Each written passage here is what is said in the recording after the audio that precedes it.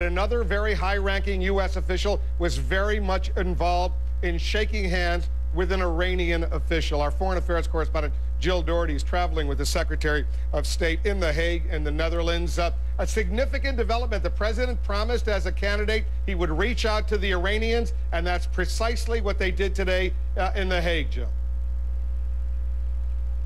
Exactly, Wolf. You know, we're not talking about negotiations here, but Hillary Clinton called it a cordial, unplanned encounter. Would she or wouldn't she? No meeting for the Secretary of State with Iran's deputy foreign minister. But at an international conference on Afghanistan, Hillary Clinton said there's a lot the U.S. and Iran can follow up on.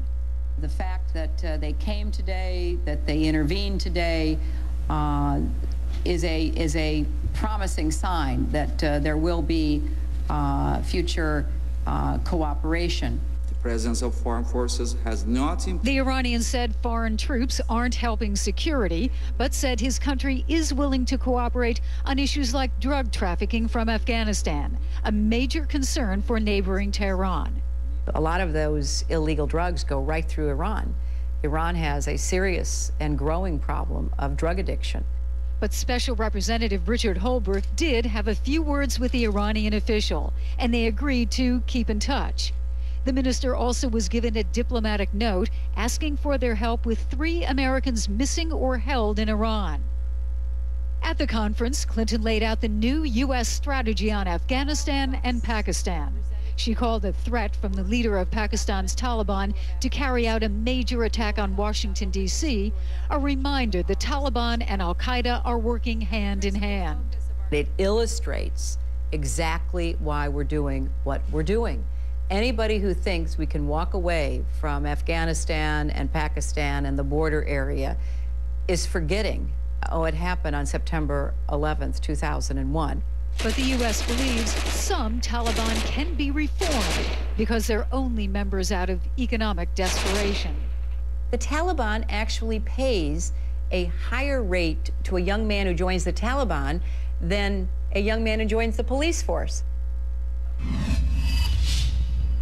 And there are more upcoming events connected with Afghanistan. For instance, there'll be a donors conference in Japan coming up, and perhaps more opportunities for some close encounters between the United States and Iran. Wolf? I just lost your light over there. Jill Doherty, thanks very much. Jill is traveling with the Secretary of State in The Hague. Let's get some more information about those 3 Americans missing or held in Iran right now. Robert Levinson, there's a picture of Robert Levinson, is a former FBI agent. He disappeared in Iran 2 years ago, reportedly while investigating a cigarette smuggling case. Roxana Saberi is a freelance journalist who was arrested by Iranian authorities in January of this year after buying a bottle of wine. And Esha Momeni is a graduate student at California State University who was researching the Iranian women's movement. She was arrested in October of last year for an alleged traffic violation. The Secretary of State today submitting a letter to the Iranians asking for help in getting these 3 Americans free.